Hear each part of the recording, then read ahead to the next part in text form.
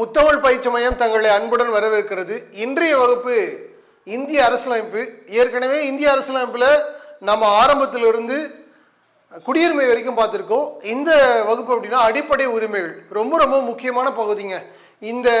இந்த பகுதியிலிருந்து கொஸ்டின் எடுக்காம ஒரு டிஎன்பிசி கொஸ்டினோ இல்லை ஒரு போட்டித் தேர்வுகளோ என்னது இருக்கவே மாட்டாங்க. கண்டிப்பாக இந்த பகுதியிலிருந்து கண்டிப்பாக ஒரு கொஸ்டினாச்சும் என்ன பண்ணுவாங்க, எடுப்பாங்க. அவ்வளோ முக்கியத்துவம் வாய்ந்தது. ஏன் அப்படின்னா ஒரு மனிதனுக்கு அடிப்படை உரிமைகள் என்னென்ன இருக்கு அப்படின்னு இந்திய அரசியலமைப்பு சொல்லியிருக்குங்க. இது ஒருவேளை மீறப்பட்டா எந்த ஒரு நபரும் என்ன பண்ணலாம், நீதிமன்றத்தை நாடி என்ன பண்ணலாம், ஸோ விளக்கம் பெறலாம். ஸோ அதனால இந்த பகுதி ரொம்ப ரொம்ப முக்கியமானது. இது எந்த அட்டவணையில் எந்த பகுதியில் இருக்கு அப்படின்னு அப்படின்னா பகுதி 3. பகுதி என்னது 3ல் இருக்குங்க. பகுதி 3ல் இடம்பெற்றிருக்கு அடிப்படை உரிமைகள். சரிங்களா? ஸோ விதி 12 முதல் 35 வரை, விதி 12 முதல் நம்ம என்ன பண்ணுறோம் 35 வரை என்னது படிக்க போகிறோம். சரி வாங்க நம்ம இதில் என்னெல்லாம் எழுத போகிறோம் அப்படின்னு பார்ப்போம். ஃபர்ஸ்ட் இந்த அடிப்படை உரிமைகள் அப்படின்றது இந்த கான்செப்ட் எங்கிருந்து கொண்டு வந்தாங்க அப்படின்னு அப்படின்னா 1215 சரியா, முதலாம் ஜான் என்பவரால், முதலாம் இங்கிலாந்து மன்னர் முதலாம் ஜான் என்பவரால் ஒரு எழுதப்பட்ட சாசனம் கொண்டு வந்தாங்க. எழுதப்பட்ட சாசனம் இதுதான் அடிப்படை உரிமைகளுக்காக எழுதப்பட்ட முதல் சாசனம். உலகிலேயே அடிப்படை உரிமைகளுக்காக எழுதப்பட்ட சாசனம் தான் என்னது, முதலாம் இங்கிலாந்து மன்னர் முதலாம் ஜான் என்பவரால் கொண்டு வரப்பட்டது. சரியா? ஸோ அதை நம்ம கேட்பாங்க. இவர் எந்த நாடு? இங்கிலாந்துங்க. எந்த நாடு? இங்கிலாந்து. ஸோ இங்கிலாந்து மன்னர் முதலாம் ஜான் என்பவரால் கொண்டு வரப்பட்டது. இது நமக்கு பள்ளி புத்தகத்தில் கொடுத்துருக்காங்க. இந்த டேட்டா கண்டிப்பாக நீங்கள் என்ன பண்ணணும், தெரிஞ்சிருக்கணும். சரி, ஆனால் அடிப்படை உரிமைகள் இந்த கான்செப்ட் நாம எங்கேருந்து எடுத்தோம் அப்படின்னு பார்த்தீங்கன்னா, ஸோ நாம எடுத்தது அமெரிக்க அரசியலமைப்பிலிருந்து. சரியா? அமெரிக்க அரசியலமைப்பிலிருந்து நாம என்ன பண்ணோம் கேட்பாங்க. இந்த கொஸ்டினை கேட்பாங்க, அடிப்படை உரிமைகள் பெறப்பட்ட நாடு அப்படின்னு கேட்பாங்க. என்னது? அமெரிக்கா.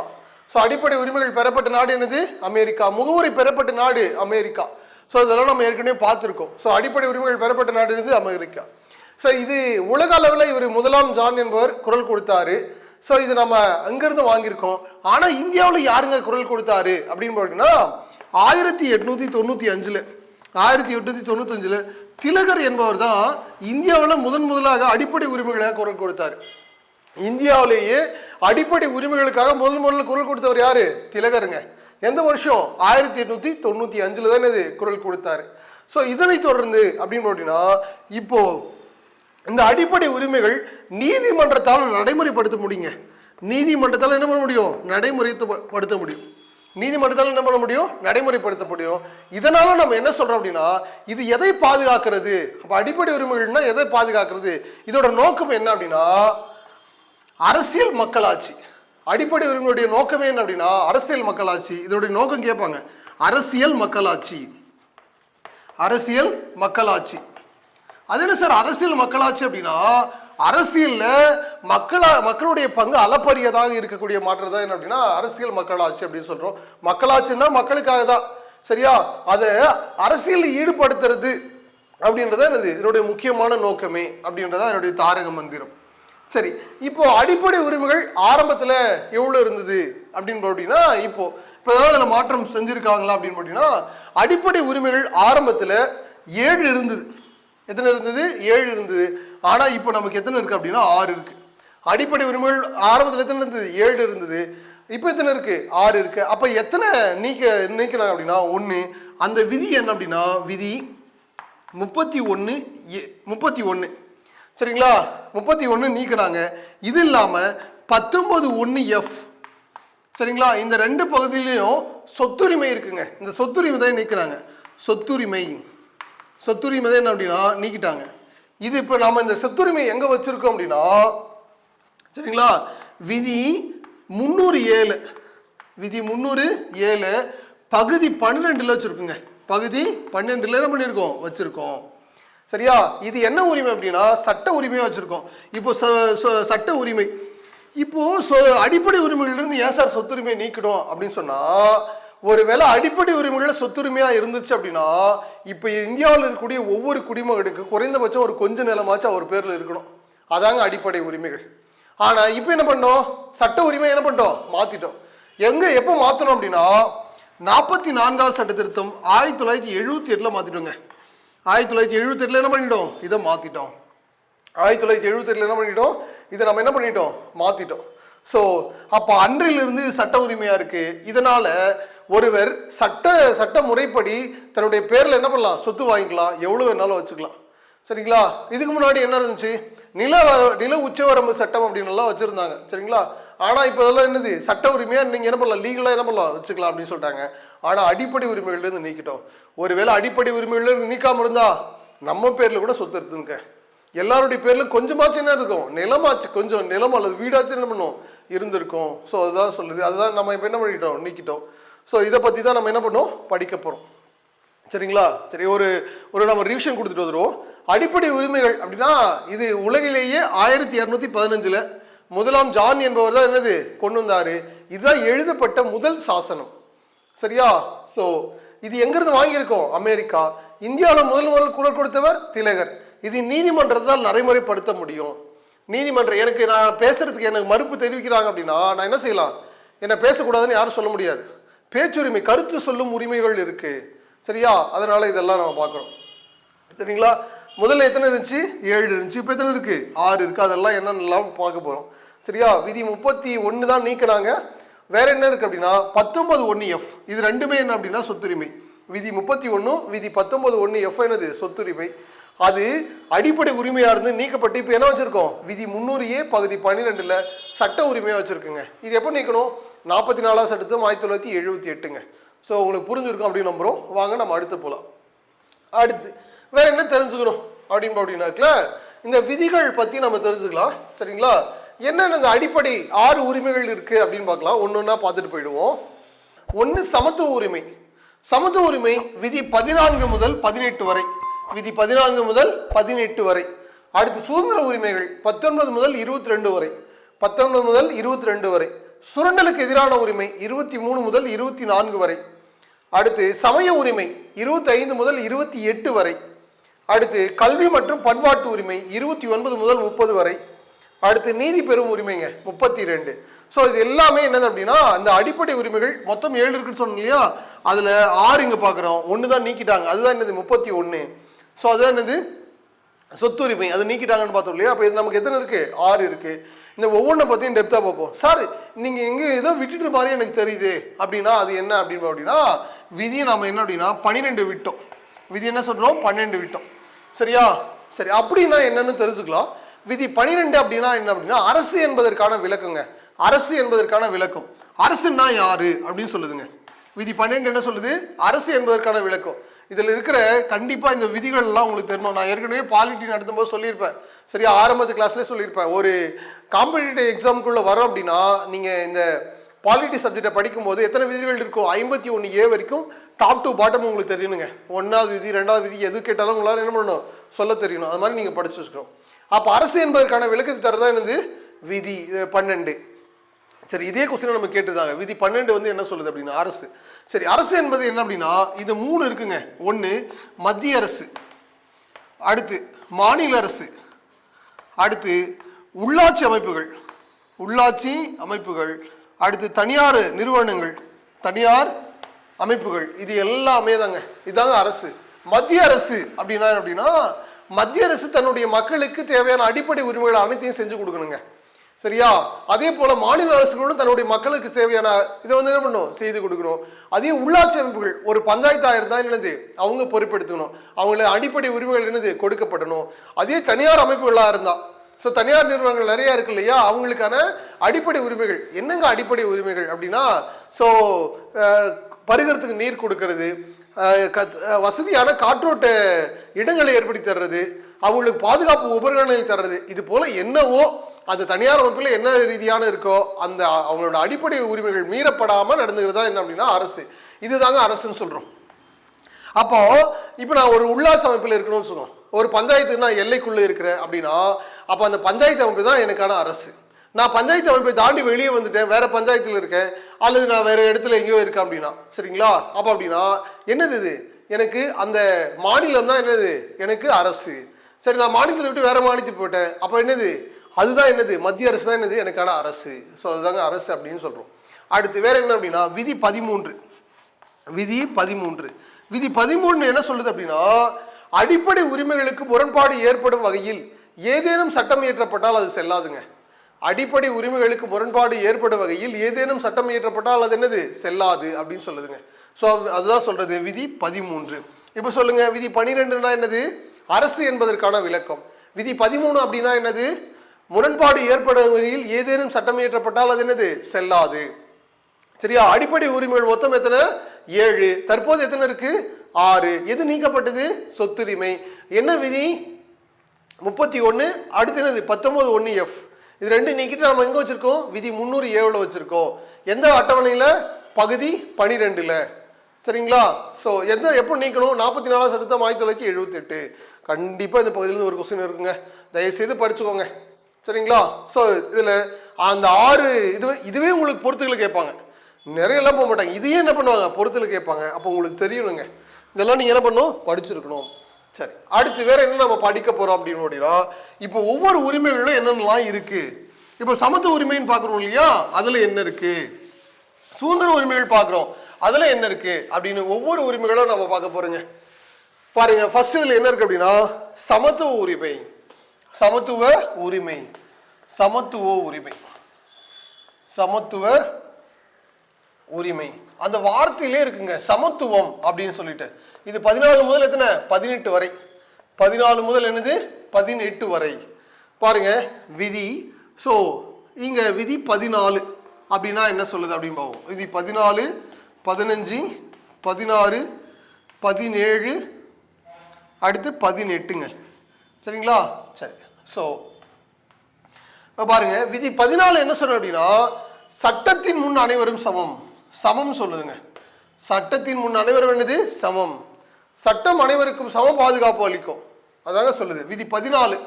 சட்டத்தின் முன் என்னது, ஒரே ஈக்குவலா இருக்கிறோம் அப்படின்னு சொல்லுது. ஸோ விதி 14 அதுதான். ஆனா அப்படி இருக்குமா, சரிங்களா? ஆனா என்னது, அப்படிதான் நீதி சொல்லுது. சட்டத்தின் முன் என்னது, அனைவரும் சமம். இங்க இதுல இந்த 3 வகையான கோட்பாடுகள் இருக்கு. ஒண்ணு சமம்ன்றது, சரியா? அடுத்து சம பாதுகாப்புன்றது, பாதுகாப்பு அப்படின்றது. சரிங்களா? சரி. ஸோ அப்படின்னா சட்டத்தின் முன் அனைவரும் சமம் அப்படின்ற கான்செப்டை நம்ம எங்கிருந்து வாங்கியிருக்கோம் அப்படின்னா, இங்கிலாந்து. இங்கிலாந்து இங்கிலாந்து சரிங்களா? சட்டம் அனைவருக்கும் சம பாதுகாப்பு அளிக்கும் அப்படின்னா அது அமெரிக்கா. அந்த கான்செப்ட் எங்கிருந்து வாங்கியிருக்கோம், அமெரிக்கா. அடுத்து சட்டத்தின் ஆட்சிங்க, சட்டத்தின் ஆட்சி. சட்டம் என்ன சொல்லுதோ அதுதாங்க சட்டத்தின் ஆட்சி. சட்டத்தில் என்ன எழுதியிருக்கோம் அப்படிதாங்க ஆட்சி செய்யணும் அப்படின்னு சொல்றவர் யார் அப்படின்னா, ஏவி டைசிங்க. AV dicey. சட்டம் அனைவருக்கும் என்னது, சமம் அப்படின்னு சொன்னா அது என்னது, சட்டத்தின் முன் அனைவரும் சமம்னா இங்கிலாந்து. அந்த கான்செப்டை நாங்கள் எங்க இருந்து எடுக்கிறோம், இங்கிலாந்துல இருந்து எடுத்திருக்கோம். சட்டம் அனைவருக்கும் சம பாதுகாப்பு கொடுக்கும் அப்படின்னு சொன்னா அது என்னது, அமெரிக்கா. சட்டத்தின் ஆட்சி அப்படின்னு சொன்னது யாரு, ஏவி டைசி. அப்போ நீங்க 14ன்னு வெறுமனே கேட்டா நீங்க என்ன சொல்லும், சட்டத்தின் முன் அனைவரும் சமம் சொல்லும். சட்டத்தின் முன் அனைவரும் என்னது, சமம் அப்படின்னு சொல்லும். சரிங்களா? அப்போ இப்ப எல்லாரும் ஒரே மாதிரியாங்க. இப்போ சாதாரண மனுஷனும் குடியரசுத் தலைவரோ அல்லது முதல்வரோ எல்லாம் ஒண்ணா அப்படின்னா அவங்களுக்கு ஏதாவது விதிவிலக்கு இருக்கா அப்படின்னா விதிவிலக்கு இருக்குங்க. விதிவிலக்கு, விதிவிலக்கு. அது என்ன சார் விதிவிலக்கு அப்படின்னா, விதி 361 படி, விதி 361 படி குடியரசுத் தலைவர் மற்றும் ஆளுநருக்கான சட்ட பாதுகாப்பு. குடியரசுத் தலைவர் மற்றும் ஆளுநருக்கான என்னது, சட்ட பாதுகாப்பு கொடுக்குறோம். குடியரசுத் தலைவர் மற்றும் ஆளுநருக்கு என்னது, சட்ட பாதுகாப்பு கொடுக்குறோம். அந்த பாதுகாப்பை யாருக்கு தர முடியாது, ஒரு சாதாரண மனிதனுக்கு தர முடியாது. ஸோ இது விதிவிலக்கு அப்படின்னு நம்ம இந்திய அரசியலமைப்புல சொல்லியிருக்கு. அடுத்து பாருங்க, விதி 15 என்ன சொல்லுது அப்படின்னா, விதி வேறுபாடு காட்டாத சம உரிமை. வேறுபாடு காட்டாத சம உரிமை. நான் ஒரு கீவேர்டு எழுதுறேன்னு வச்சுக்கோங்களேன், அது அப்படின்னு ஞாபகம் வச்சுக்கோங்க. அந்த கீவேர்டை வச்சு நீங்க டெவலப் பண்ணிக்கலாம், வேற ஒன்றும் பிரச்சனை இல்லை. வேறுபாடு காட்டாத சம உரிமை. சரிங்களா? சரி. இப்ப வேறுபாடு எந்த விதத்துல வேறுபாடு காட்டக்கூடாது அப்படின்னா, சாதி, மதம், இனம், மொழி, பாலினம், பிறப்பிடம் போன்றவற்றின் அடிப்படையில் வேறுபாடு காட்டக்கூடாது. சாதி, மதம், இனம், மொழி, பாலினம் போன்றவற்றின் அடிப்படையில் என்னது, வேறுபாடு காட்டக்கூடாது. சரி, வேற எப்படி வேறுபாடு காட்ட முடியும் அப்படின்னு பார்த்தீங்கன்னா, சரிங்களா, இங்க இதுக்கு ஏதாவது விதிவிலக்கு இருக்கு அப்படின்னா விதிவிலக்கு இருக்குங்க. விதிவிலக்கு என்ன அப்படின்னா, சரியா, 15(1) மற்றும் 3 அடிப்படையில் பெண்கள் மற்றும் குழந்தைகளுக்கு முன்னுரிமை வழங்கப்படும். இப்போ வேறுபாடு காட்டக்கூடாதுன்னு என்ன, எல்லாரும் ஒரே மாதிரி குழந்தைகளாக இருந்தால் என்ன, பெரியவங்களா இருந்தாலும் ஆணாக இருந்தால் பெண்ணாக இருந்தால் வேறுபாடு காட்டக்கூடாது. ஆனால் அதுக்கு விதிவிலக்கு இருக்கு அப்படின்னா இருக்கு. ஸோ குழந்தைகளுக்கும் பெண்களுக்கும் என்னது, ஸோ விதிவிலக்கு இதில் இருந்து இருக்கு. சரிங்களா? அவங்களுக்கு தான் ஏதாவது ஒரு விபத்து நடக்குதுன்னு வச்சுப்போம், அவங்க விபத்தில் முதல்ல யாரை காப்பாற்றுவாங்க, பெண்கள் குழந்தைகளை காப்பாற்றுவாங்க, குழந்தைங்களை எடுத்து பெண்களை காப்பாற்றுவாங்க. அப்போ அவங்களுக்கு என்னது விதிவிலக்காக இருக்கும். ஸோ இதுதான் அடுத்து. ஸோ 16 அப்படின்னா பொது வேலை வாய்ப்பில் சமத்துவம். பொது வேலை வாய்ப்பில் என்னது சமத்துவங்க. பொது வேலை வாய்ப்பில் சமத்துவம். பொது வேலை வாய்ப்பில் சமத்துவம். அப்போ அனைவருக்கும் ஒரே மாதிரியான வேலையை நாங்கள் கொடுக்குறோம், அனைவருக்கும் ஒரே மாதிரி என்ன பண்ணுறோம், வேலை தரோம் அப்படின்னு சொல்கிறோம். சரிங்களா? இல்லை யாருக்கும் பாகுபாடு இல்லாமல் கொடுக்குறோம் அப்படின்னு சொல்கிறாங்க. ஆனால் அப்படி இருக்கா? இருக்கு, விதிவிலக்கு இருக்கு. விதிவிலக்கு அது என்ன சார் விதிவிலக்கு அப்படின்னா எஸ்சி, எஸ்டி, ஓபிசி, அடுத்து மாற்றுத்திறனாளிகள், விதவைகள், இது மாதிரி பல்வேறு பிரிவுகளை நம்ம என்ன பண்ணுறோம், இடஒதுக்கீடை பின்பற்றோம். இடஒதுக்கீட்டை என்ன பண்ணுறோம், பின்பற்றோம். ஸோ அப்போ அது பொது வேலை வாய்ப்பில் சமத்துவம் என்பது என்னது விதிவிலக்காக மாறுகிறது. விதிவிலக்காக என்னது மாறுகிறது. ஸோ இதையும் நம்ம ஞாபகம் வச்சுக்கணும். பொது வேலை வாய்ப்பில் சமத்துவம் அப்படின்னா நீங்கள் 100 பேர் எழுதுறாங்க எக்ஸாமுங்க, 100 பேருக்கு ஒரே மாதிரி கொஸ்டின் தான் செட் பண்ணி தரோம். அப்போ ஒரே மாதிரி ஈவனாக கேட்குறோம், ஆனால் அதில் இடஒதுக்கீடை பின்பற்றுறோம். அதுதாங்க விதிவிலக்கு. சரிங்களா? அடுத்து 17 தீண்டாமை ஒழிப்பு. தீண்டாமை ஒழிப்பு, தீண்டாமை ஒழிப்பு 17 பற்றி சொல்றது என்ன அப்படின்னா விதி 17 என்னது தீண்டாமை ஒழிப்பு. சரிங்களா? எல்லாரையும் ஒரே மாதிரியாக கருதுது. சரிங்களா? ஸோ தீண்டத்தகாதவர்கள் அப்படின்னு யாரும் என்னது வெறுக்கக்கூடாது அப்படின்னு சொல்றதா விதி 17.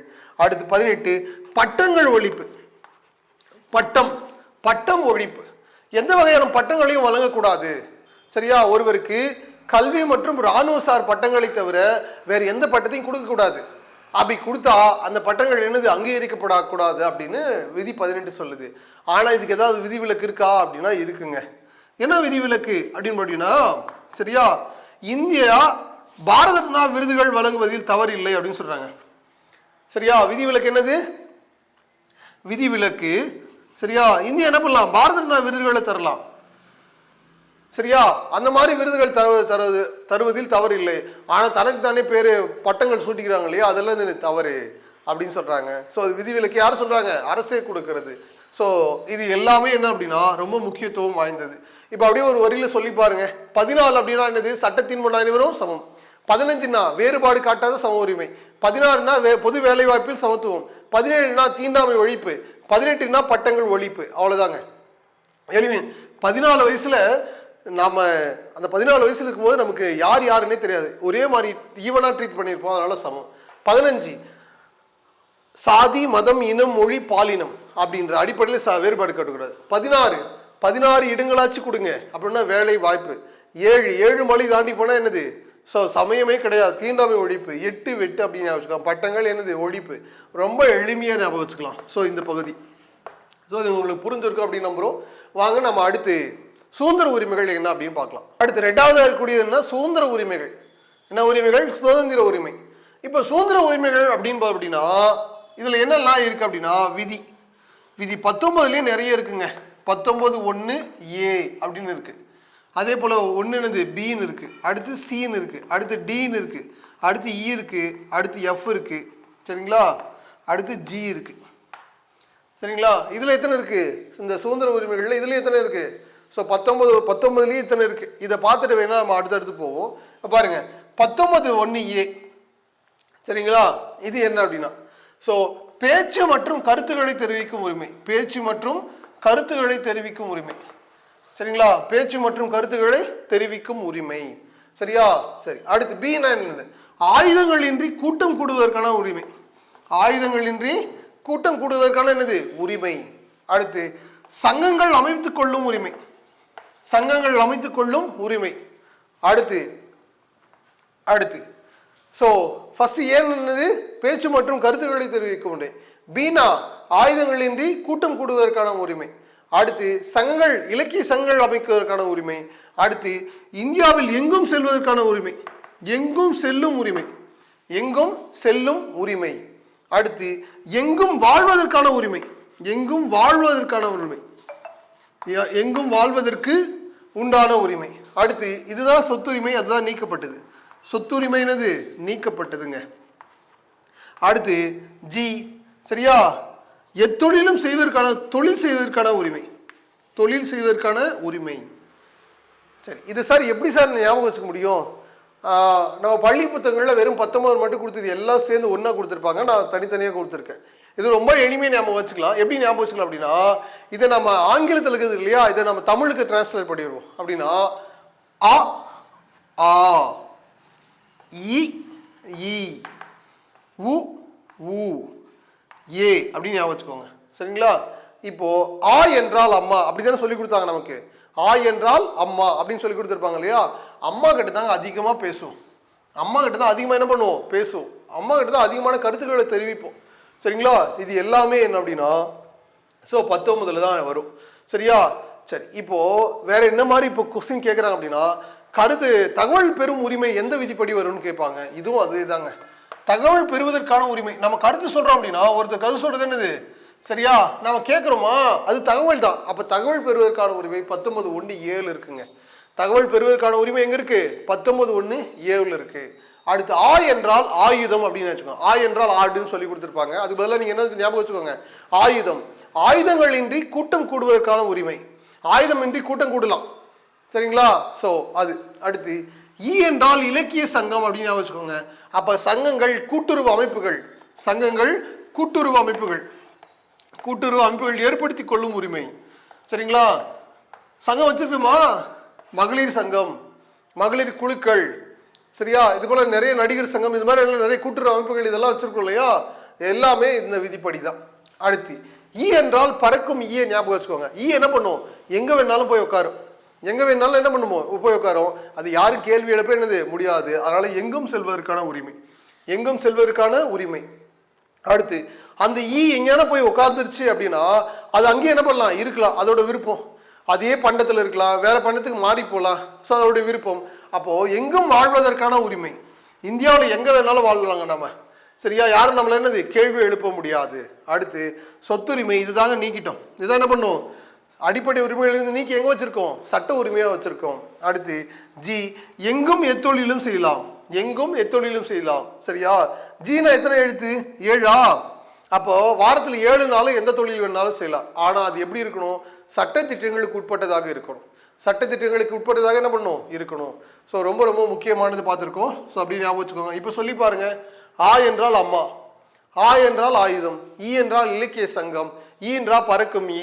அடுத்து அது எங்க வேணும்னா உட்காரலாம், சொத்துரிமை நீக்கப்பட்டது, எந்த தொழிலும் செய்யலாம். ரொம்ப எளிமைங்க, கஷ்டப்பட்டெல்லாம் படிக்காதீங்க, ரொம்ப விருப்பப்பட்டு படிங்க, இஷ்டப்பட்டு படிங்க. படிச்சுட்டீங்க அப்படின்னா ரொம்ப ரொம்ப என்னது எளிமையாக மாறிடுங்க. ஸோ வாங்க நம்ம அடுத்து இப்போ 19(1) பார்த்தோம் இல்லையா. அடுத்து 20 என்ன அப்படின்னு பார்ப்போம். 20 அப்படின்றதெல்லாம் என்னன்னு பார்ப்போம். 20 விதி 20ங்க. விதி 20 என்ன சொல்லுது, 20, 21, 22. சரியா? சரி, 20 என்ன சொல்லுது அப்படின்னு பார்ப்போம். கைது செய்வதிலிருந்து பாதுகாப்பு, கைது செய்வதிலிருந்து என்னது பாதுகாப்பு, குற்றம் சுமத்துவதிலிருந்து பாதுகாப்பு. சரியா? சரி, இங்க குற்றம் எழுதிவாங்க. குற்றம் சுமத்துவதிலிருந்து என்னது பாதுகாப்பு, கைதி கூட நம்ம அப்படி நினைச்சுக்கலாம். குற்றம் சுமத்துவதிலிருந்து பாதுகாப்பு. அது என்ன சார் குற்றம் சுமத்துவதிலிருந்து பாதுகாப்பு அப்படின்னா, ஒரு செய்த குற்றத்திற்காக ஒரு முறை தான் தண்டிக்கணும். சரியா? ஒருவர் திருடிட்டாரு, அவர் 10 முறை திருடி இருந்தாலும் ஒரே ஒரு வாட்டி தான் அவருக்கு என்ன பண்ணணும், தண்டனை கொடுக்கணும். சரியா? குற்றம் சுமத்துவதிலிருந்து என்னது பாதுகாப்பு. வேற என்ன அப்படின்னா, நடைமுறையில் இருக்க சட்டத்தால் மட்டும்தான் நீங்க தண்டிக்கணும். புதுசாக நான் 2026 ஒரு சட்டம் கொண்டு வரேன், அது வரைக்கும் அந்த இதுக்காக நான் இப்பயே தண்டிக்கிறேன்னு சொல்ல முடியாது. இன்னைக்கு என்ன சட்டம் சொல்லுதோ அதன்படி தான் ஒருத்தரை தண்டனை செய்ய முடியும். ஸோ இது சரிங்களா? அடுத்து வேற என்ன அப்படின்னா, யார் ஒருத்தரையும் சரியா நான் தான் குற்றம் செஞ்சிட்டேன் அப்படின்னு வற்புறுத்தக்கூடாது. சரிங்களா? அப்படி என்னது சொல்லக்கூடாது அப்படின்னு சொல்றது அப்படின்னா விதி 20. அடுத்து 21 என்ன சொல்லுது அப்படின்னா, உயிர் வாழ்வதற்கான சுதந்திரம்.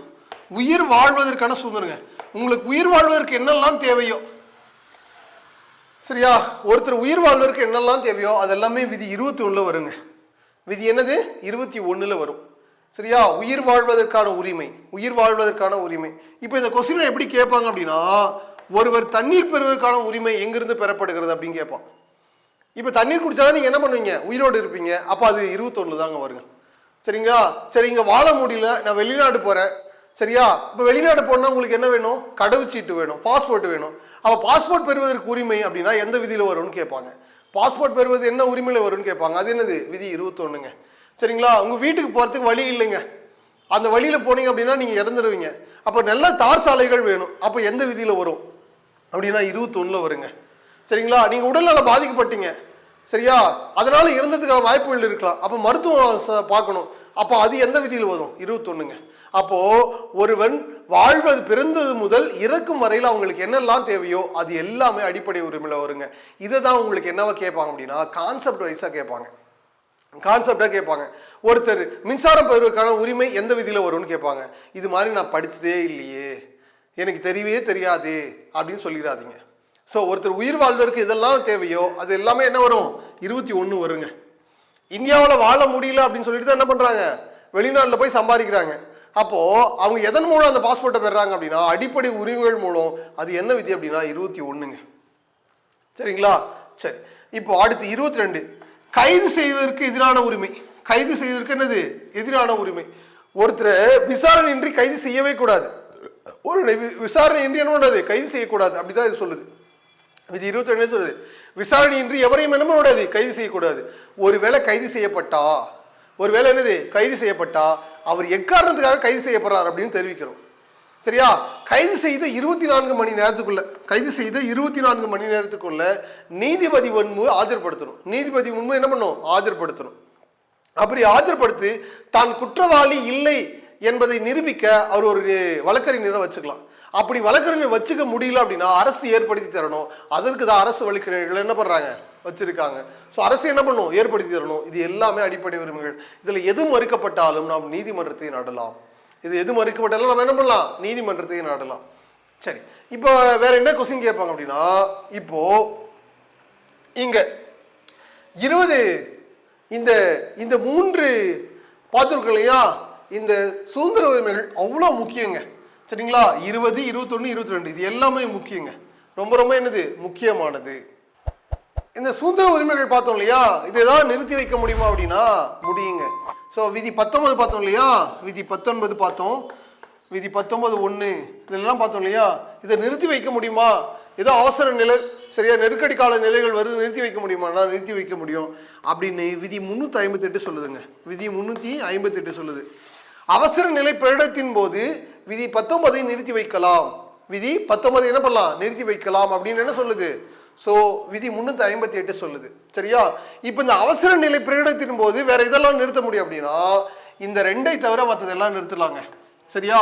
விதி 359 படி, விதி 359 படி 20 மற்றும் 21 தவிர மற்ற அனைத்து விதிகளை என்ன பண்ணலாம்? நிறுத்தி வைக்கலாம். மற்ற அனைத்து விதிகளை என்ன பண்ணலாம்? நிறுத்தி வைக்கலாம். ஒருத்தர் உயிர் வாழ்வதற்கே தடை செஞ்சா அப்போ நம்ம எல்லாம் என்னன்னு அர்த்தம்? இறந்துடணும்னு அர்த்தம். ஆமாவாலி அதை நிறுத்தி வைக்க முடியுமா? முடியாது. அப்படின்னு சொல்ற விதி என்னது? 351ங்க. சரியா?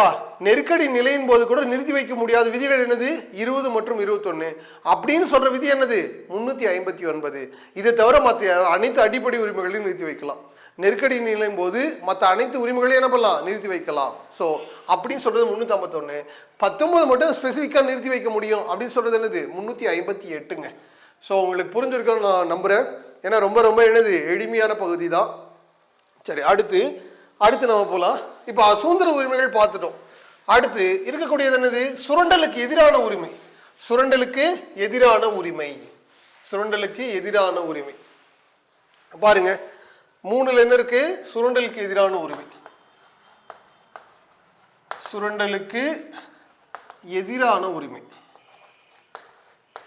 எதிரான உரிமை விதி எதுல இருந்து எது வரைக்கும்? 23ல் இருந்து 24 வரை. 23ல் இருந்து என்னது? 24 வரை. சரி, அப்போ விதி 23 என்ன சொல்லுது அப்படின்னு பார்க்கலாம். விதி 23, விதி என்னது? 23. விதி 23 என்ன சொல்லுது அப்படின்னு பாருன்னா, ஒருவரின் உழைப்பை சுரண்டுதல் கூடாது. ஒருவரோட உழைப்பை என்ன கூடாது? சுரண்டுதல் கூடாது. உழைப்புக்கு ஏற்ற ஊதியம் தரணும். உழைப்புக்கு ஏற்ற என்ன பண்ணணும்? ஊதியம் தரணும். ஒருத்தர் உழைப்பு என்ன பண்ணக்கூடாது? சுரண்டுதல் கூடாது. சரியா? அடிமையா இருக்கக்கூடாது. கொத்தடிமையா என்ன பண்ணக்கூடாது? பயன்படுத்தக்கூடாது. அதான் சொன்னோம். இந்தியாவில் அடிமை முறை எப்போ ஒழிக்கப்பட்டது? இந்தியாவில் அடிமை முறை அடிமை முறை 1843 ஒழிச்சோம். இந்தியாவில் அடிமை முறை எப்போ ஒழிச்சோம்? 1843. கொத்தடிமை முறை, கொத்தடிமை எப்போ ஒழிச்சோம்? கொத்தடிமை 1976 ஒழிச்சுங்க. 1976 என்ன பண்ணோம்? ஒழிச்சோம். ஸோ ஒருத்தரோட உழைப்பு என்ன பண்ணக்கூடாது? சுருண்டுதல் கூடாது. அதுக்கப்புறம் மனித மாண்பை இழிவுபடுத்தக்கூடிய எந்த ஒரு செயல்களிலும் மனிதனை ஈடுபடுத்தக்கூடாது. சரியா? மனிதனுடைய மனிதனே அல்ற இது என்னது இருக்கக்கூடாது அப்படின்னு சொல்றது அப்படின்னா, மனித மாண்பை இழிவுபடுத்தக்கூடிய எந்த ஒரு பணிகளையும் மனிதனை ஈடுபடுத்தக்கூடாது அப்படின்னு சொல்றது என்ன அப்படின்னா 23ங்க. அடுத்து 24 பாருங்க.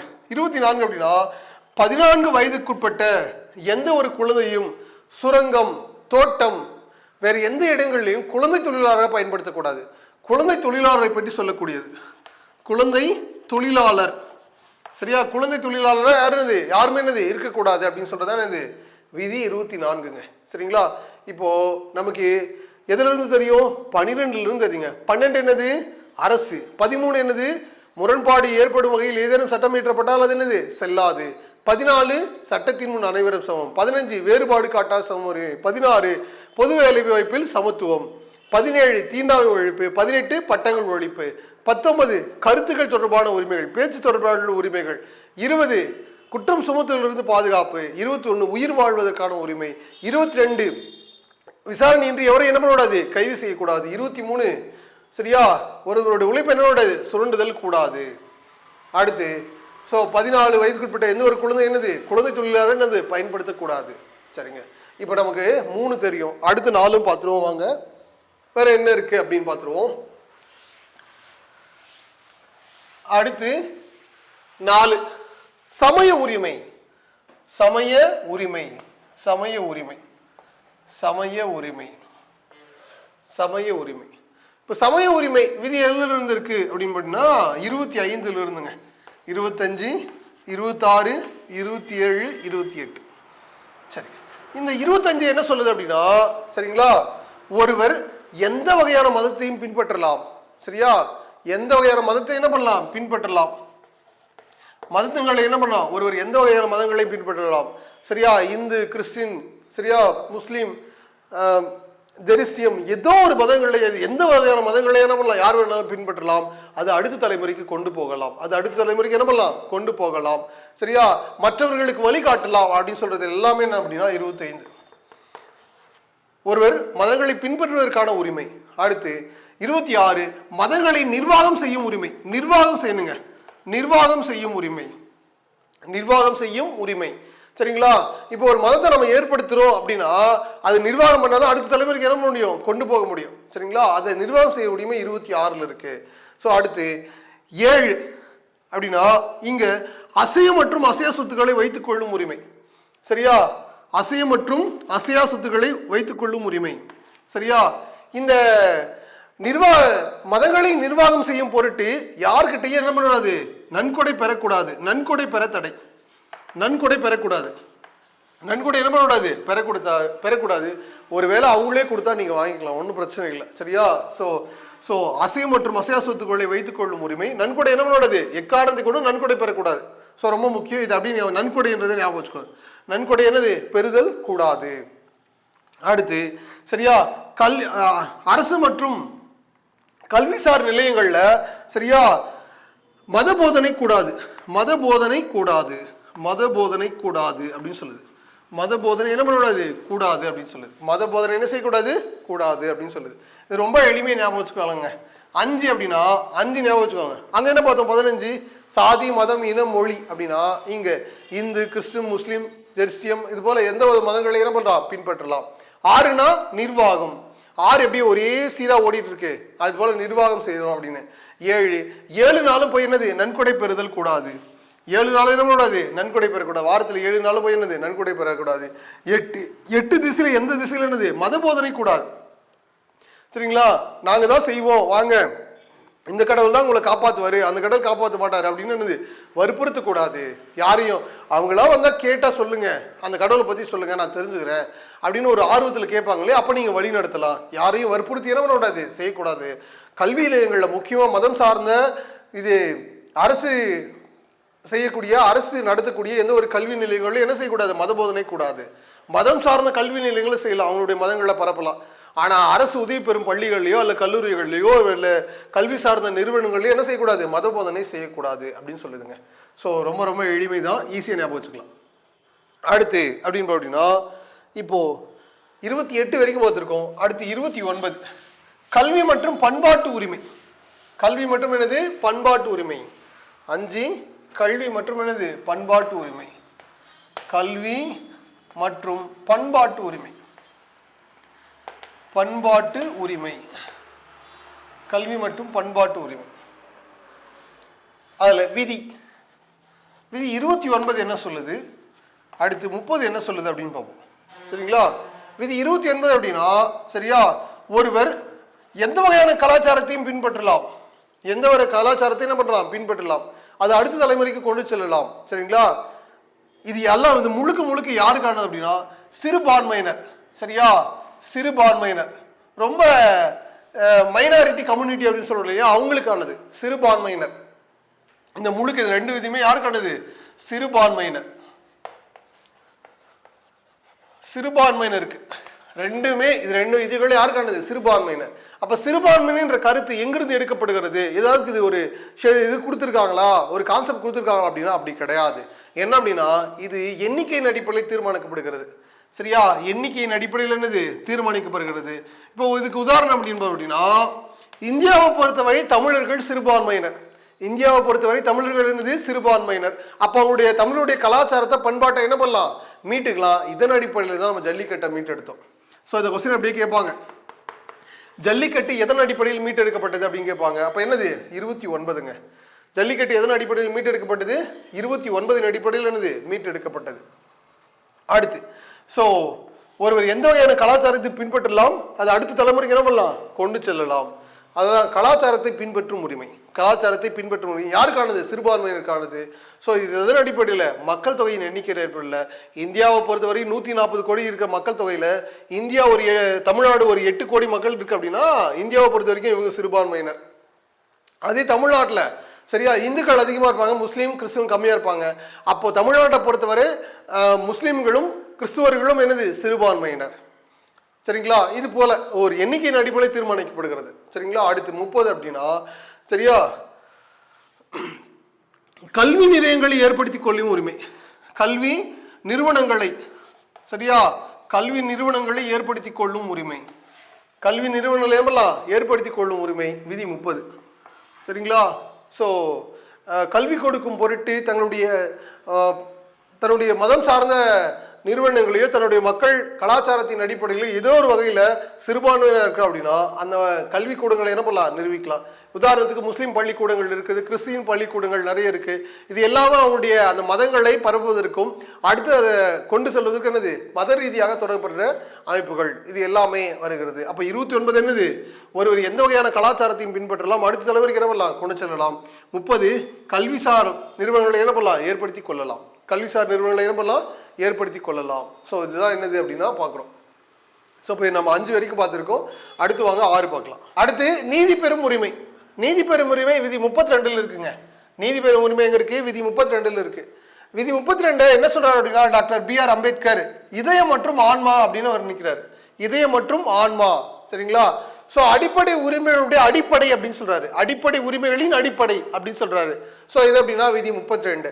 ஸோ இந்த நீதி பேராணைகள் அப்படின்றது எங்கிருந்து பெறப்பட்டது அப்படின்னா, இதில் 5 வகையான நீதி பேராணைகள் இருக்கு. இந்த நீதி பேராணையை இங்கிலாந்து கிட்ட தான் வாங்கியிருக்கோம். எங்கிருந்து வாங்கியிருக்கோம், இங்கிலாந்து கிட்ட தான் வாங்கியிருக்கோம். இதில் 5 வகையான நீதி பேராணைகள் இருக்கு.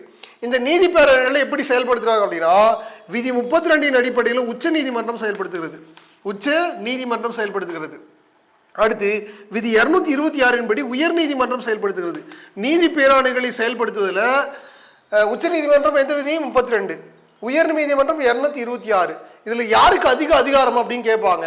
ஸோ இதுக்கு நாம டைரக்டா என்ன ஆன்சர் பண்ணிடுவோம், உச்ச நீதிமன்றம் அப்படின்னு சொல்லிடுவோம். அப்படி சொன்னா இது தப்பு. உயர் நீதிமன்றம் நீதி பேராணைகளை செயல்படுத்துவதில் உச்ச நீதிமன்றத்தை விட உயர் நீதிமன்றத்துக்கு அதிகாரம் அதிகம். உச்ச நீதிமன்றத்தை விட என்னது, உயர் நீதிமன்றத்துக்கு என்னது, அதிக அதிகாரம். சரிங்களா? ஸோ அது என்ன அப்படின்னு கூட பின்னாடி கூட பார்க்கலாம். இந்த நீதி பேராணைகள் எத்தனை இருக்கு அப்படின்னா 5 இருக்குங்க. 5 இருக்கு. என்ன அப்படின்னா, ஆட்கொணர்வு நீதி பேராணை. ஏபிஎஸ் கார்பஸ் அப்படின்னு சொல்றோம். ஏபிஎஸ் கார்பஸ் அப்படின்னு சொல்றோம். சரிங்களா? இதை ஒருத்தரை கைது செய்வதிலிருந்து காப்பாற்றுதுங்க. ஒருத்தரை கைது செய்வதிலிருந்து என்னது? காப்பாற்றுகிறது. இது அரசு மற்றும் தனியார் நிறுவனங்களுக்கு எதிராக பயன்படுத்தலாம். சரிங்களா? ஏபிஎஸ் கார்பஸ் அப்படின்றது என்ன அப்படின்னா, ஒருவரின் உடலை கொண்டு வருக, ஒரு உடலை என்னது கொண்டு வருக அப்படின்ற பொருள் தான் என்ன அப்படின்னா ஏபிஎஸ் கார்பஸ் அப்படின்னு சொல்றோம். ஆட்கொணர்வு நீதி பேராணை. சரிங்களா? நீங்க பாபநாசம் படத்தில் எல்லாம் என்ன பண்ணிருப்பீங்க, பார்த்துருப்பீங்க. ஸோ அதை ஏபிஎஸ் கார்பஸ் என்ற வார்த்தையை பயன்படுத்தும் போது. ஸோ அடுத்து செயலுறுத்தும் நீதி பேராணை. செயலுறுத்தும் நீதி பேராணை மண்டமஸ் அப்படின்னு சொல்றோம். என்ன சொல்றோம்? மண்டமஸ். செயலுறுத்துதா அப்படின்னா, ஒரு கீழ்நிலை நீதிமன்றங்கள் தனக்கு அதிகாரத்தை மீறி செயல்படுறாங்க அப்படின்னா அவங்களை தடை செய்யறது மாதிரி, தடுக்கிறது மாதிரி, சரியா, அவங்கள வழி நடத்துறது, சரியா, கைடன்ஸ் பண்றது அப்படின்னா என்ன அப்படின்னா செயலுறுத்தும் நீதி பேராணை. அடுத்து தடையுறுத்தும் நீதி பேராணை ப்ரோஹிபிஷன் அப்படின்னு சொல்றோம். சரியா? தடை அப்படின்னா என்னது? கீழ்நிலை நீதிமன்றங்கள்ல வரம்பு மீறி செயல்படுறாங்க அப்படின் போது அவங்கள தடுத்து நிறுத்துறது. இது என்னது? செயலுறுத்துது. இது என்னது? தடுத்து நிறுத்துது. ஸோ இதை பத்தி சொல்லக்கூடியது. அடுத்து ஆவண கேட்பு நீதி பேராணை செட்டிலோரி அப்படின்னு சொல்றோம். சரியா? ஆவணங்களை ஒருவர் உச்ச நீதிமன்றமோ அல்லது உயர் நீதிமன்றக்கோ தேவையான நீதி ஆவணங்களை கீழ்நிலை நீதிமன்றங்கள் சரியான நேரத்தில் பயன்படுத்திக்கணும். ஸோ அதை பத்தி சொல்றது அப்படின்னா ஆவண கேட்பு நீதி பேராணை அப்படின்னு சொல்றோம். அடுத்து தகுதி வினவும் நீதி பேராணை. ஒருவர் எதன் அடிப்படையில் இந்த பதவியில் இருக்கார் அப்படின்னு வினவை இப்பேராணை பிறப்பிக்கப்படும். ஸோ உதாரணத்துக்கு அப்படின்னா ஒருத்தர் டிஎன்பிஎஸ்சி குரூப் 2 எழுதி எக்ஸாமில் பாஸ் பண்ணி போயிருக்காரு அப்படின்னா அவர் எதன் அடிப்படையில் போயிருக்காருன்னு நம்ம வினவ முடியும். அதுதான் நான் கியூ வரண்டோ அப்படின்னு சொல்றோம். சரிங்களா? ஸோ இது என்ன செய்யுது அப்படின்னா ஒரு பொது சொத்தை பாதுகாக்கிறது. இப்போ கொஸ்டின் கேட்பாங்க, பொது சொத்தை பாதுகாக்க எது வினவலாம் அல்லது ஒரு நபருக்கு தனியாக எது வினவலாம் அப்படின்னு தனித்தனியாக கேட்பாங்க. அப்போ என்னது? தகுதி வினவும் நீதி பேராணை அப்படின்னு சொல்லலாம். சரிங்களா? ஸோ இந்த 5 வகையான நீதி பேராணைகள் அப்படின்னா என்ன அப்படின்னு இங்கிலீஷ்லையும் தமிழ்லையும் தெரிஞ்சு வச்சுக்கோங்க. ஸோ உங்களுக்கு கேட்கறதுக்கான வாய்ப்புகள் இருக்கலாம், இதை படிச்சுக்கோங்க. இப்படியே நம்ம 32 விதிகள் பார்த்துருக்கோம். அதில் 33வது விதி என்ன அப்படின்னு பார்க்க போகிறோம். ஸோ விதி 33 என்ன சொல்லுது அப்படின்னாக்கல, பாதுகாப்பு வீரர்கள், அதாவது இராணுவ வீரர்கள், அடுத்து தகவல் தொழில்நுட்ப வல்லுநர்கள், இவர்களுக்கு அடிப்படை உரிமைகள் பொருந்தாது அப்படின்னு சொல்றது. பாதுகாப்பு வீரர்கள், இராணுவ படை வீரர்கள், தகவல் தொழில்நுட்ப வல்லுநர்கள், இவங்களுக்கு எல்லாம் அடிப்படை உரிமைகள் பொருந்தாது. அவங்க அடிப்படை உரிமைகள் எல்லாம் கோர முடியாது. ஏன்னா நாட்டை பாதுகாக்கிற பணியில் அவங்க ஈடுபடுறாங்க. அந்த நேரத்தில் அவங்களுக்கு உணவோ அல்லது உடையோ அல்லது போதுமான குடிநீர் கிடைக்கிறதுக்கான வாய்ப்புகள் ரொம்ப ரொம்ப என்னது அரிது. அந்த நேரத்தில் எனக்கு இல்லை, நான் கொடுத்தாதான் சண்டை போடுவேன் அப்படின்னு சொல்ல முடியாது. அப்போ அவங்களால என்னது இது கோர முடியாது அப்படின்னு சொல்லுது. அடுத்து விதி 34 என்ன சொல்ல அப்படின்னா, இராணுவ சட்டங்கள் நடைமுறையில் இருக்கக்கூடிய இடங்களில் அடிப்படை உரிமைகள் பொருவாது. இராணுவ சட்டங்கள் திடீர்னு என்ன பண்ணுவாங்க, அமல்படுத்துவாங்க. ஸோ ஒரு இராணுவ கட்டுப்பாட்டுக்குள்ளே கொண்டு வந்துடுவாங்க ஒரு பகுதியை. அப்போ அங்கே அடிப்படை உரிமைகள் கோர முடியாது. ஸோ அதை பற்றி சொல்லக்கூடியதான் விதி 34. அப்படி 35 என்ன சொல்லுது அப்படின்னா, அடிப்படை உரிமைகள் தொடர்பாக நாடாளுமன்றம் சட்டம் இயற்றலாம். அடிப்படை உரிமைகள் தொடர்பாக நாடாளுமன்றம் என்ன பண்ணலாம், சட்டம் இயற்றலாம், அது திருத்தலாம் அப்படின்னு கொண்டு வராங்க. திருத்தலாம் அல்லது மாற்றி அமைக்கலாம் அப்படின்னு சொல்றாங்க. அதுதான் என்ன சொல்றது அப்படின்னா 35. சரிங்க சார், இது மாதிரி ஏதாவது மாற்றினாங்களா அப்படின்னா மாற்றினாங்க. என்ன அப்படின்னாக்கல விதி 21A. விதி என்னது? 21A. இது என்ன அப்படின்னா 6 முதல் 14 வயது வரை உள்ள அனைத்து குழந்தைகளும் கல்வி பெறுவதற்கான உரிமை. 6 முதல் 14 வயது வரை உள்ள அனைத்து குழந்தைகளும் கல்வி பெறுவதற்கான உரிமை குழந்தைகளுக்கு உண்டு. அது அவங்களுக்கான உரிமை. இது என்னது? இலவச கல்வி பெறுவதற்கான என்னது உரிமை, கல்வி பெறுவதற்கான உரிமை. அடுத்து இது நம்ம எங்கிருந்து மாற்றோம் அப்படின்னா விதி 45ல் இலவச கட்டாய கல்வி அப்படின்னு இருக்கு. அனைவருக்கும் இலவச கட்டாய கல்வி அப்படின்னு இருக்கு. இதை தான் மாற்றி நம்ம, சரிங்களா, இது டிபிஎஸ்பியில் இருக்கு. இது எங்க இருக்கு? டிபிஎஸ்பியில் இருக்கு. இந்த டிபிஎஸ்பியில் இருக்கிறத நம்ம அடிப்படை உரிமைகளாக மாற்றுறோம். ஏன்னா டிபிஎஸ்பியை நீதிமன்றத்தால் நடைமுறைப்படுத்த முடியாது. டிபிஎஸ்பி அதெல்லாம் நடைமுறைப்படுத்த முடியாது, நீதிமன்றத்தால் நடைமுறைப்படுத்த முடியாது. ஆதலால அடிப்படை உரிமைகளாக ஒன்று வச்சுட்டோம் அப்படின்னா கண்டிப்பாக என்ன பண்ண முடியும், நடைமுறைப்படுத்தணும் அப்படின்னு சொல்றோம். சரியா? இது எப்போ கொண்டு வந்தாங்க அப்படின்னா 86வது சட்ட திருத்தம் 2002 கொண்டு வந்தாங்க. ரொம்ப ரொம்ப முக்கியங்க. இது ரிப்பீட்டடா கேட்டுட்டே இருப்பாங்க. ஏன் அப்படின்னா புதுசா சேர்க்கறதுக்கோ இல்லை நீக்கிறதுக்கு யாருக்கு அதிகாரம் இருக்கு? நாடாளுமன்றத்துக்கு இருக்கு இல்லையா? அப்ப எது சேர்த்தாங்க அப்படின்னா விதி 21A. விதி 21 என்னது? ஏ. 6 முதல் 14 வயது வரை உள்ள அனைத்து குழந்தைகளும் கல்வி பெறுவதற்கான உரிமை அவங்களுக்கு உண்டு. அது அவங்களுக்கு கல்வி கொடுக்கணும், அது பெற்றோருடைய கடமை அப்படின்னு சொல்லக்கூடிய விதி என்ன அப்படின்னா விதி 51AK. இதுங்க, இது பெற்றோருக்கு கடமை, இது குழந்தைகளுக்கு என்னது உரிமை. ஸோ இதுல இருந்தே உங்களுக்கு ஒரு கொஸ்டின் வரலாம். இப்போ இது எங்கிருந்து எங்க மாற்றப்பட்டதுன்னு கேட்கலாம். விதி 45ஓட உள்ளடக்கம் தான் மாற்றப்பட்டு 21A வைக்கப்பட்டுள்ளது. இது 45 எங்கே இருக்குது? டிபிஎஸ்பியில் இருக்குது. ஸோ உங்களுக்கு புரிஞ்சிருக்கும் அப்படின்னு நம்புகிறோம். இது தொடர்பாக அடிப்படை உரிமைகள் தொடர்பாக நம்ம வழக்குகள் பார்த்துட்டோம் அப்படின்னா இந்த பகுதி உங்களுக்கு முடிஞ்சிடும். ஸோ வாங்க அடிப்படை உரிமைகளுடைய வழக்குகள் என்னென்ன அப்படின்னால பார்த்துருவோம். அடிப்படை உரிமைகளே ரொம்ப ரொம்ப முக்கியமானது தான். அந்த வகையில் அப்படின்னா அடிப்படை உரிமைகள் தொடர்பான வழக்குகளை நம்ம பார்ப்போம். அடிப்படை உரிமைகள் தொடர்பான வழக்குகளில் உங்களுக்கு பொறுத்துக அப்படின்னா எந்த வழக்கு அப்படின்னு கொஸ்டின் கேட்கலாம். ஸோ நீங்கள் இங்கே கொடுத்துருக்க வழக்குகளில் மட்டும் படிச்சுட்டா போட போதுமானது. பாருங்கள், அடிப்படை உரிமைகள் தொடர்பான வழக்குகள் ஆண்டு கொடுத்துருக்கோம், அதோட அந்த வழக்கு பேர் என்னன்னு கொடுத்துருக்கோம், அதுக்கான தீர்ப்புகள் என்ன அப்படின்னு கொடுத்துருக்கோம். ஜஸ்ட் இதை ஞாபகம் வச்சுக்கோங்க. ஃபுல்லாக படிச்சு அப்படின்னா ஞாபகம் இருக்காது. அதனால தான் உங்களுக்கு கீவேர்டை கொடுத்துருக்கா, அதை ஈஸியாக ஞாபகம் வச்சுக்கலாம். பாருங்க, 1950 கோபாலன் வழக்கு. 1950 கோபாலன் வழக்கு. இந்த வழக்கில் என்ன சொல்றாங்க அப்படின்னா, இயற்கையாக கொடுக்கப்பட்ட ஒருத்தருடைய அடிப்படை உரிமைகளை எந்த ஒரு அரசாங்கத்தாலும் என்ன பண்ண முடியும் அப்படின்னா மாற்றி அமைக்க முடியாது.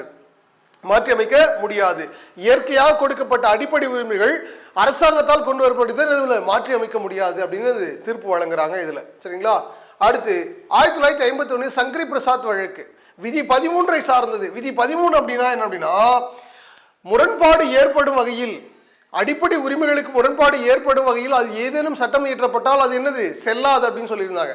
அடிப்படை உரிமைகளுக்கு முரண்பாடு ஏற்படும் வகையில் ஏதேனும் சட்டம் இயற்றப்பட்டால் அது என்னது செல்லாது அப்படின்னு சொல்றாங்க. ஸோ அதுதான் அவங்க மேற்கோள் காட்டுறாங்க சங்கரி பிரசாத் வழக்குல. அடுத்து 1967 கோலக்நாத் வழக்கு. ரொம்ப ரொம்ப முக்கியங்க. சரியா? இவர் என்ன சொல்றார் அப்படின்னா, அடிப்படை உரிமைகளை திருத்துவதற்கு நாடாளுமன்றத்துக்கு அதிகாரம் இல்லை அப்படின்னு சொன்னாங்க. இல்லைன்னு சொன்ன ஒரே ஒரு ஆள் இவங்க மட்டும்தாங்க. சரிங்களா?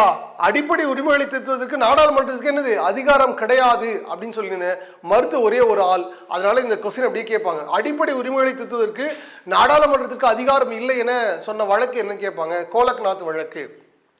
சரிங்களா? ஸோ அதனை தொடர்ந்து அப்படின்னா 1973 கேசவானந்த பாரதி வழக்கு. கேசவானந்த பாரதி வழக்கு. இதில் என்ன சொல்றாங்க அப்படின்னா, இது அடிப்படை உரிமைகள் வழக்கு அப்படின்னு சொல்றோம். இது என்ன சொல்றோம்? அடிப்படை உரிமைகள் வழக்கு. உங்களுக்கு கொஸ்டின் இப்படி கேட்பாங்க, கேசவானந்த பாரதி வழக்குன்றதுக்கு பதிலாக அடிப்படை உரிமைகள் வழக்கு எந்த விஷயம் கேட்பாங்க. ஸோ இது என்ன சொல்றோம் அப்படின்னா, இந்த டிபிஎஸ்பியும் அடிப்படை உரிமைகளும் சம முக்கியத்துவம் உடையவை. சரிங்களா? நீங்க அடிப்படை உரிமைகளை மாற்றணும் அப்படின்னா அரசியலமைப்புடைய கட்டமைப்பை மாத்திக்கோங்க அப்படின்றாரு. சரிங்களா? நீங்க திருத்துங்க, ஆனா அது எப்படி இருக்கணும்? அரசியலமைப்புடைய கட்டமைப்பை மாற்றக்கூடாது. அரசியலமைப்போட என்ன மாற்றக்கூடாது? கட்டமைப்பை மாற்றாமல் நீங்க மாற்றிக்கலாம் அப்படின்னு சொல்றாங்க. ஸோ இந்த கேசவானந்த பாரதி வழக்குல. அடுத்து 1978 மேனகா காந்தி வழக்கு. மேனகா காந்தி வழக்கு இது விதி 21 சார்ந்ததுங்க. விதி 21 சார்ந்தது. ஏன் அப்படின்னா இதை கடவுச்சீட்டு வழக்குன்னு சொல்றாங்க. உயிர் வாழ்வதற்காக ஒருவர் என்ன பண்ணலாம்? பாஸ்போர்ட் எடுத்து வெளிநாட்டில் போய் வேலை செய்யலாம். சரிங்களா? அதனால அது என்னது? விதி 21 சார்ந்தது. இதை கடவுச்சீட்டு வழக்கு அப்படின்னு சொல்றோம், பாஸ்போர்ட் வழக்கு அப்படின்னு சொல்றோம். ஸோ மேனகா காந்தி வழக்கு. மேனகா காந்தி வழக்கு. அடுத்து 1980 மினர்வா மில் வழக்கு. மினர்வா மில் வழக்கு. ஸோ ரொம்ப ரொம்ப முக்கியங்க. இதெல்லாம் உங்களுக்கு ரிப்பீட்டடாக கேட்பாங்க. இவரும் அதான் சொல்றாங்க. இவங்க எதை மேற்கோள் காட்டுறாங்க அப்படின்னா, கேசவானந்த பாரதி வழக்குடைய மேற்கோள் காட்டி தீர்ப்பு வழங்குறாங்க. அடிப்படை உரிமைகளும் டிபிஎஸ்சியும் சம முக்கியத்துவம் உடையவை. அதை திருத்தணும் அப்படின்னா நீங்க என்ன பண்ணுவோம்?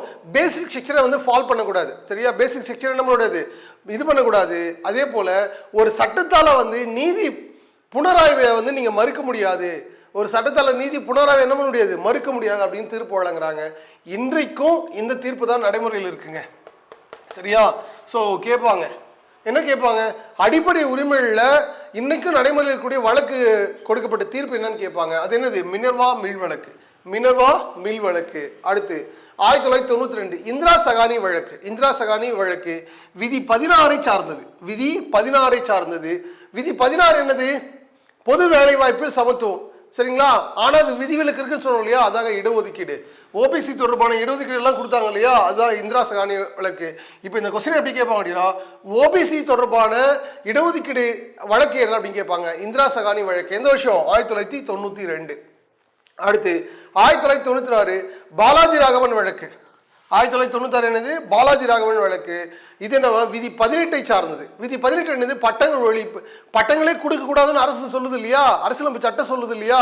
ஆனா அதுக்கும் விதிவிலக்கு இருக்கு. சரியா? மத்திய அரசு பாரத ரத்னா விருதுகள் வழங்குவதில் தவறில்லை அப்படின்னு என்னது? தீர்ப்பு கொடுக்குறாங்க இந்த வழக்குல.